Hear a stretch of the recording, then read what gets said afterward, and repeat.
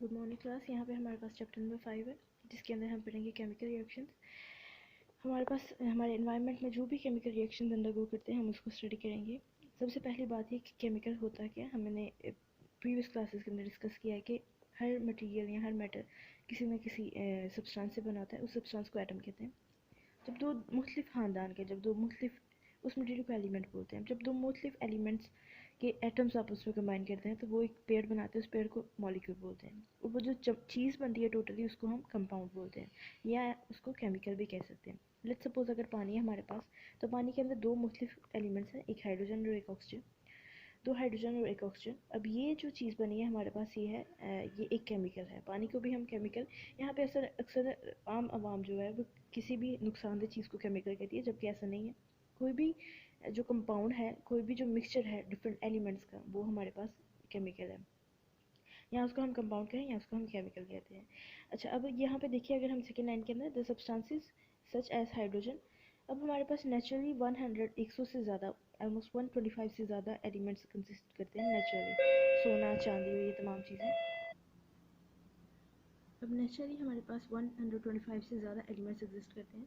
जब वो एलिमेंट्स का जो सबसे छोटा पार्टिकल है, जिसको हम एटम कहते हैं, जब वो आपस में इंटरलिंक करते हैं, लेट्स सपोज एक एटम ये है और एक एटम ये है, जब वो आपस में क्रॉस करेंगे, इंटरलिंक करेंगे, तो इसके बाद एक हमारे पास केमिकल डिस्कवर होगा। जिस तरह से हमारे पास कार्बन डाइऑक्साइड है, हाइड्रोजन है, ये तमाम चीज़ें। इवन हाइड्रोजन, अगर लेट्स सपोज हमने अपने देखा कि हाइड्रोजन H2 की फॉर्म में है।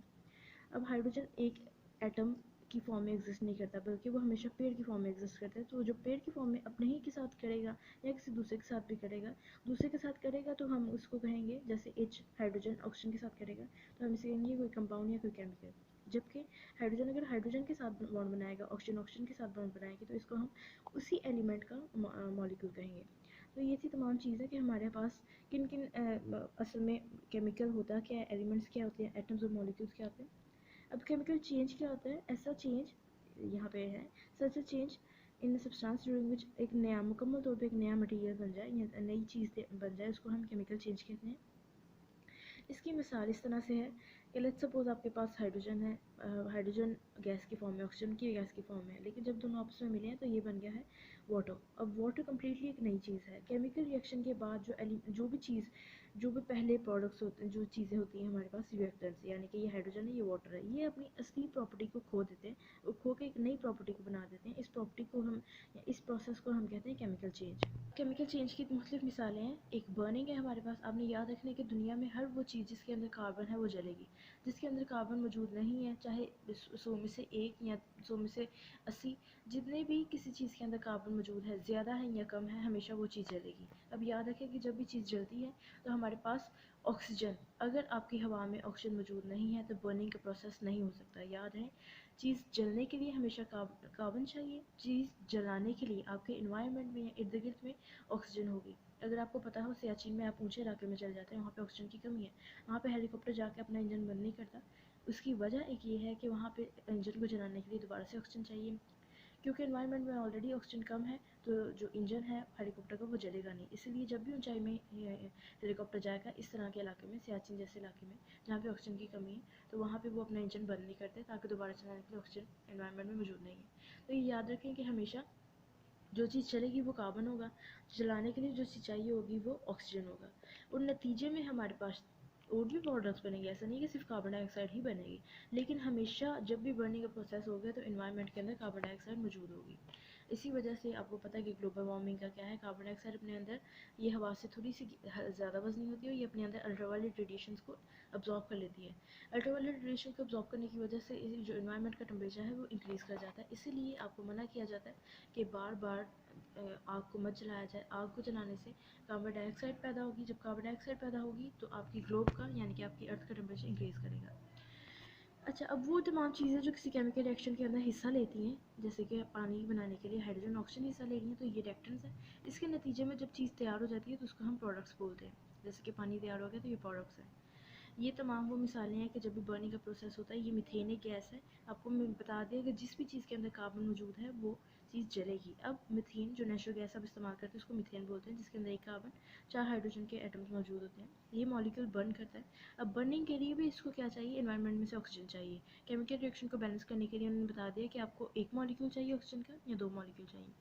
अच्छा, फिर जब भी बर्निंग होगी तो नतीजे में नए हमारे पास प्रोडक्ट्स बन रहे हैं। अब वो प्रोडक्ट कौन से हैं, आपको बताया था कि जब भी बर्निंग होगी, बर्निंग के लिए एनवायरनमेंट के अंदर ऑक्सीजन होना ज़रूरी है, जिस चीज़ को जलाना है उसके अंदर कार्बन होना ज़रूरी है, और नतीजे में आपके पास प्रोडक्ट कार्बन डाइऑक्साइड ज़रूर आएगा।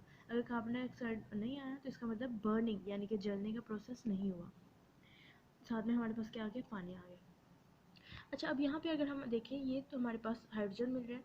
हाइड्रोजन किसके साथ मिल रहा है, ऑक्सीजन के साथ। अब ये बर्निंग नहीं हुई, ये केमिकल रिएक्शन हुआ है। बर्निंग भी केमिकल रिएक्शन है, लेकिन उसमें भी केमिकल रिएक्शन के अंदर भी टाइप्स हैं, जैसे रस्टिंग, अगर जंग लगना है ये रस्टिंग है।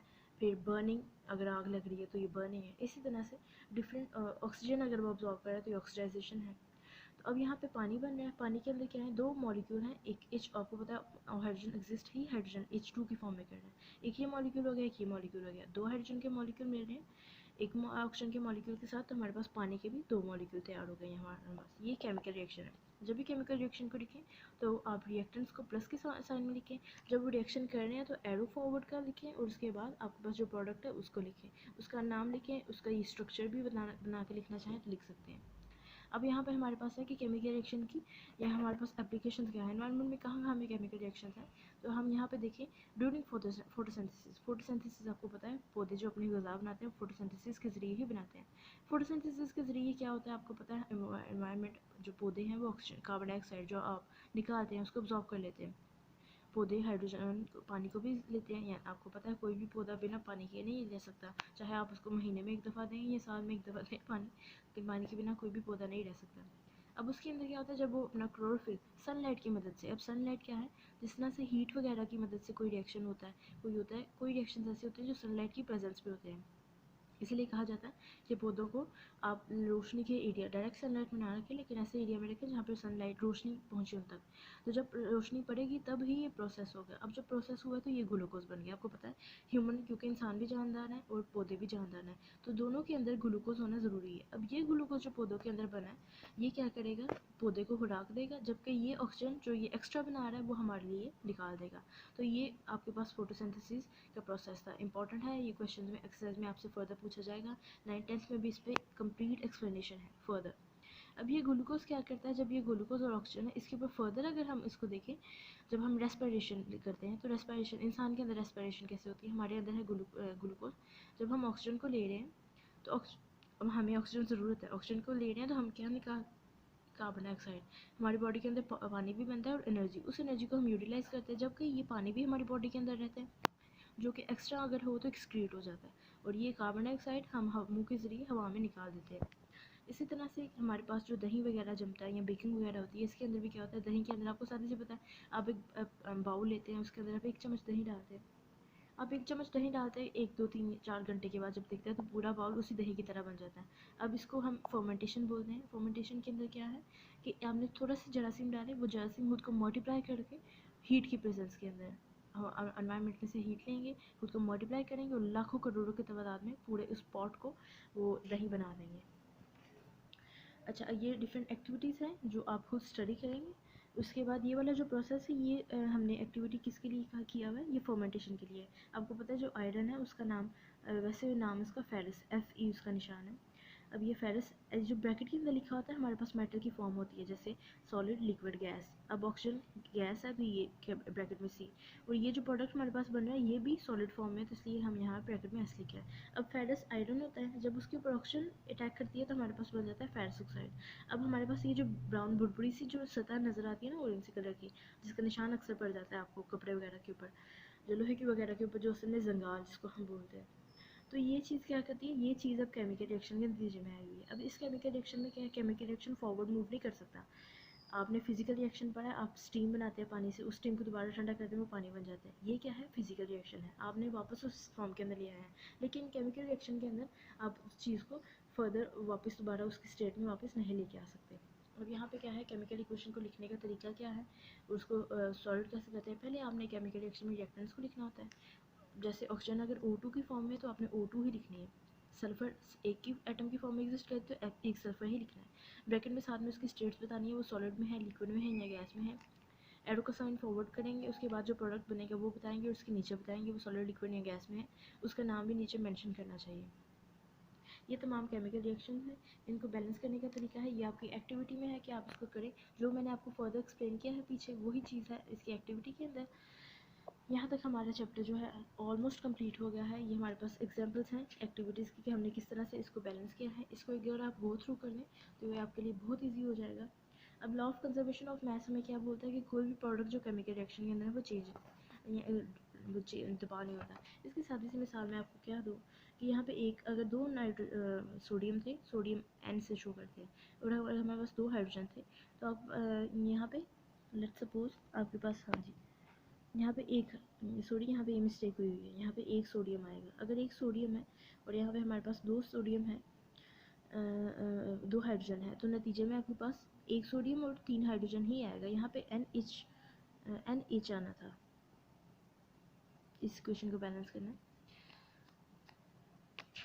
यहाँ पे ये करेक्शन की हुई है, उन्होंने डिफरेंट वेज के ज़रिए इसको करेक्शन करके आपको बताया हुआ है। तो ये तमाम जो थे ये law of conservation of mass, यहाँ तक हमने पढ़ा। इसमें काफ़ी सारी एक्टिविटीज़ है जिसको आप स्टडी करेंगे। ये चैप्टर हमारा कंप्लीट हुआ तकरीबन। इसके अंदर फर्दर टाइप्स हैं। एडिशन रिएक्शन किस तरह से होता है, जब हम दोनों चीज़ों को मिला देते हैं, उसके बाद वो टोटली वो चीज़ नहीं आ जाती है, यानी कि एक ही प्रोडक्ट बनता है लेकिन दोनों चीज़ कंबाइन हो जाती हैं। ऐसी रिएक्शन को हम एडिशन रिएक्शन बोलते हैं।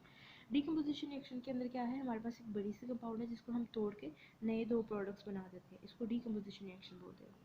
एक्सोथर्मिक रिएक्शन क्या होता है, जब हमारे पास कोई रिएक्शन हो किसी भी किस्म का और नतीजे में हमारे पास क्या है, गर्माइश निकले या हीट निकले, इसको हम एक्सोथर्मिक एक्सो का मतलब है निकलना और थर्मिक का मतलब है हीट। तो जब हीट निकले तो हम इसको एक्सोथर्मिक रिएक्शन बोलते हैं। इसकी सादी सी मिसाल है कि जब भी लोगों ने चूना वगैरह करवाना हो तो चूना आपके पास पत्थर की फॉर्म में आता है, अब उसको डिप कर देते हैं पूरी रात और सुबह उठते हैं देखते हैं तो वो चूना तैयार हो जाता है। लेकिन जैसे ही आप पानी को के साथ कांटेक्ट करते हैं चूने के पत्थर का, आप देखिए कि जो भी पॉट है या जो भी बाल्टी है वो गर्म हो जाती है। अब वो गर्म क्यों होती है, ताकि जो चूना है वो रिएक्शन करता है किसके साथ, पानी के साथ। अब ये जो रिएक्शन है ये क्या है, एक्सोथर्मिक रिएक्शन है। तो ऐसे रिएक्शन जिनके अंदर हीट इवॉल्व हो, हीट का अहराज हो, हम इसको एक्सोथर्मिक रिएक्शन बोलते हैं। थर्मिक रिएक्शन क्या है, इसके ऑपोजिट है। कुछ रिएक्शंस ऐसे होते हैं जिसमें आपको हीट प्रोवाइड करनी पड़ती है। लेट्स सपोज आप पानी में चीनी को हल कर रहे हैं, एक खास अमाउंट तक चीनी हल हो रही है, लेकिन उसके बाद आपको क्या करना पड़ रहा है, पानी को गर्म करना पड़ रहा है ताकि फर्दर हीट क्या करे, आप उसके अंदर अब्जॉर्ब हो। आपको फर्दर जिस रिएक्शन के अंदर हीट प्रोवाइड करनी पड़े और उसके हीट के बिना रिएक्शन ना हो, तो हम ऐसे रिएक्शन को बोलते हैं एंडोथर्मिक। एंडो का मतलब है एंड, का मतलब है एंटर होना, थर्मिक का मतलब है हीट, जिसमें आपको हीट को एंटर करवाना पड़े, उसको हम एंडोथर्मिक रिएक्शन बोलते हैं। डिफरेंट एग्जांपल्स हैं आपके पास एंडोथर्मिक रिएक्शंस के। यहाँ तक ये हमारा चैप्टर कंप्लीट हुआ है। आपने फर्दर इस एक्सरसाइज को देखना इंतहाई आसान है। अगर आप खुद से सेल्फ स्टडी करेंगे, इस वीडियो को देखने के बाद आपको समझ आ जाएगी। किसी किस्म की क्वेरी है उसको नीचे लिखिए।